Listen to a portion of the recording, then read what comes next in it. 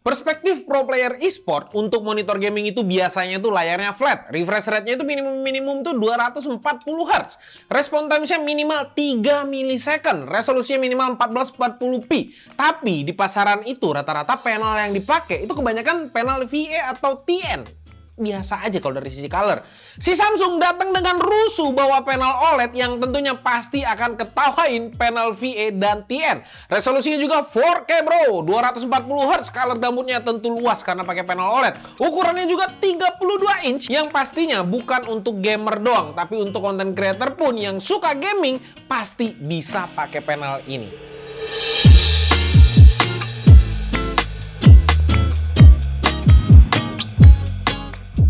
Dari visualnya aja ini bukan sekedar monitor gaming biasa. Desain yang dibikin sleek dan futuristik ini ngebuat Odyssey G8 ini jadi pusat perhatian di setup PC kalian tentunya. Biasanya emang dibikin agak tebal, tapi kalau dilihat di sisi depannya, logo Samsungnya ini kelihatan tapi nggak mentereng kayak monitor lain. Ini nunjukin nih kalau Samsung ini pede banget sama monitornya yang satu ini. Finishing silver metallic di pinggirannya juga kelihatan lebih fancy lagi. Jadi kelihatan lebih mahal. Nah yang bikin gua kagum itu adalah standnya yang solid banget. Jadi pas kalian lagi asik-asik main game, layar gak bakal goyang-goyang. Terus bisa di-adjust juga sesuka hati kita. Jadi kalian bisa cari posisi nonton atau main game yang paling nyaman ketika menggunakan monitor ini. Samsung emang sukses nyempurnain G8-nya dengan menggunakan panel OLED. Tapi yang paling bikin gua jatuh cinta itu adalah bagian belakangnya. Kan biasanya tuh monitor yang dilihat depannya aja. Ini belakangnya, ini nih keren banget. Curve back body sama RGB light ring-nya ini bikin suasana setup PC itu makin jadi cakep lagi. Untuk speknya sendiri karena udah pakai panel OLED, pasti dari spesifikasi itu nggak ada canda-candanya di sini ya. Karena panel OLED 32 inch ini jelas bisa hasilkan gambar yang natural, terang dengan hitam yang pekat. Dan kerennya lagi OLED yang dipakai di monitor ini bener-bener beda kelasnya dari yang lain. Bikin tampilan layarnya ini jadi nggak kelihatan glossy sama sekali. Ditambah lagi resolusi layarnya ini 4K 240 Hz yang bikin pengalaman nonton, gaming atau kerja ataupun apapun itu makin mentok-mentok. Ada lagi nih yang beda dari monitor gaming lainnya yang kencang-kencang atau yang mahal-mahal. Ini udah masuk ke smart monitor. CPU-nya sendiri menggunakan chip NQ8 AI Gen 3 yang dirancang meningkatkan kualitas gambar secara signifikan klaimnya. Kelebihan dari chip ini sendiri bisa meningkatkan kualitas gambar mulai dari warna, kontras, dan ketajaman. Berguna juga untuk optimasi mode user otomatis, pengurangan noise, dan meningkatkan respon gerakan. Ada fitur upscaling juga di sini dan pemrosesan gambar lebih cepat, lebih responsif dari generasi sebelumnya. Monitor ini juga sudah mendukung adaptive sync atau variable refresh rate atau VRR lah kita simpelnya ngomong. Ada fitur AMD FreeSync Premium Pro dan juga untuk Nvidia G-Sync compatible. Jadi kalau diperlukan kalian tuh bisa langsung on-in aja fiturnya biar gameplay kalian tuh nggak ada screen tearing sama sekali atau stuttering. Masih ada lagi nih yaitu HDR10 atau HDR10 Plus Gaming yang dimana fitur tersebut bakal bikin tampilan layar ini punya warna yang lebih colorful dan punya kontras yang lebih tajam pas lagi ngegame. Lihat aja nih perbedaannya kalau HDR on dan off gambar tuh kelihatan terang dan detail di tempat gelap tuh masih kelihatan jelas. Fitur smart monitornya sendiri juga menggunakan operating system Tizen OS dari Samsung. Ini seperti biasa kayak TV-TV-nya yang lainnya, udah terkenal snappy, responsif, dan minim lag. Jadi nggak cuma jadi monitor biasa, tapi juga jadi smart TV dengan berbagai fiturnya. Di dalam boxnya sendiri juga sudah tersedia remote yang pastinya bakal lebih mudah buat akses fitur smart TV-nya. Remote-nya juga punya desain yang simple, jadi nggak bikin ribet dan kelihatan lebih modern. Dan chargingnya juga itu udah pakai USB Type-C, jadi nggak kayak remote lainnya harus ganti-ganti baterai. Di sini kalian tinggal charging aja. G8 Odyssey ini juga bisa dijadikan monitor primary untuk kalian para content creator profesional yang suka gaming tentunya. Layarnya mampu nampilin cakupan warna yang lebih luas karena color gambutnya ini udah profesional grade. Dengan sRGB 100%, Adobe RGB 94,5%, DCI-P3 98,4% dan bahkan mencapai 77% di REC 2020. Jadi monitor ini bisa nampilkan jutaan warna dengan akurasi yang sangat baik. Kalau penasaran bedanya panel dengan color gambut profesional sama yang bukan, ini bedanya. Kelihatan banget di panel biasa warnanya itu lebih pucat, sementara di monitor Samsung ini semua warnanya itu balance dan kelihatan realistis. Ini nih yang harus diperhatikan para profesional biar karyanya itu bisa dinikmatin dengan maksimal di device lain.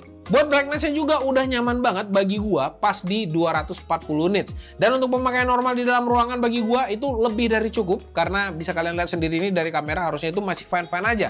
Kalau untuk warna-warnanya juga tuh keluar banget, hitamnya pekat, jadi pas lagi main game yang gelap-gelapan atau nonton film rasanya tuh kayak lagi di dunia lain, kayak kita tuh masuk ke dalam gamenya.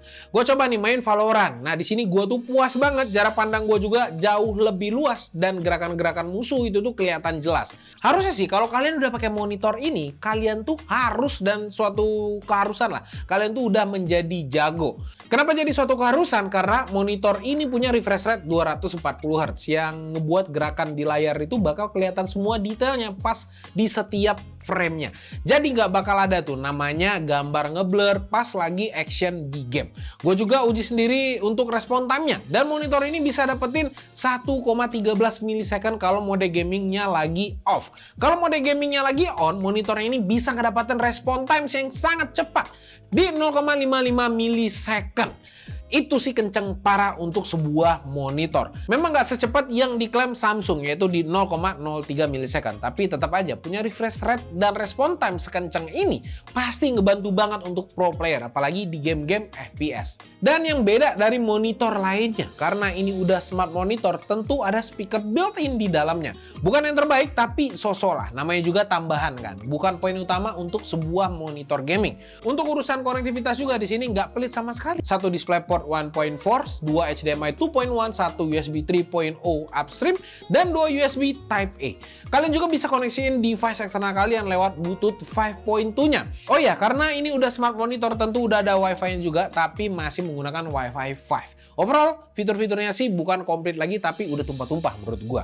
Pesan dari gua di sini sebenarnya hati-hati untuk power portnya. Nggak perlu ditekan terlalu dalam atau terlalu maksa nekennya, nanti kesakitan. Kalau udah rasa mentok berarti udah pas, jangan dipaksakan terlalu dalam. Yang ada malah rusak portnya. Selain punya segudang fitur yang udah gua jelasin, monitor ini punya fitur tambahan. Namanya adalah Safeguard Plus. Fitur ini untuk ngamanin layarnya dari problem klasik panel OLED, yaitu burn-in. Safeguard Plus ini bekerja layaknya dynamic cooling system yang ngebuat si layarnya ini punya sistem pendingin buat nyebarin panas si monitornya jauh lebih merata. Jadi hasilnya nggak bakal panas di satu spot aja yang bikin panelnya cepet rusak. Ada juga thermal modulation system yang ngekontrol kecerahan layarnya untuk mengurangi panas dari layarnya itu sendiri. Terus si monitor ini juga bisa mendeteksi logo ataupun taskbar yang muncul di layar buat di-adjust brightness-nya secara otomatis. Nah ini kalau dinamakan AI, gua sih masih setuju karena berguna, gak sekedar hanya gimmick-gimmick belaka. Kesimpulannya, menurut gue sih kalau kalian punya uang 22 juta rupiah, cari monitor gaming sekaligus buat editing juga, Samsung Odyssey OLED G8 G80 SD ini, menurut gue adalah pilihan yang nggak ada lawan untuk saat ini seenggaknya. Fitur-fiturnya juga lengkap banget, udah masuk ke smart monitor juga, dan konektivitasnya yang luas buat monitor ini serbaguna untuk berbagai aktivitas. Di setiap aktivitasnya itu, kita dapetin experience yang maksimal juga. Nah, menurut kalian gimana? Apakah 22 juta untuk sebuah monitor gaming seperti ini terlalu mahal untuk kalian? Apakah cukup worth it? Langsung aja komen di bawah. Sampai jumpa di video selanjutnya. Gua Rodi. Bye bye guys.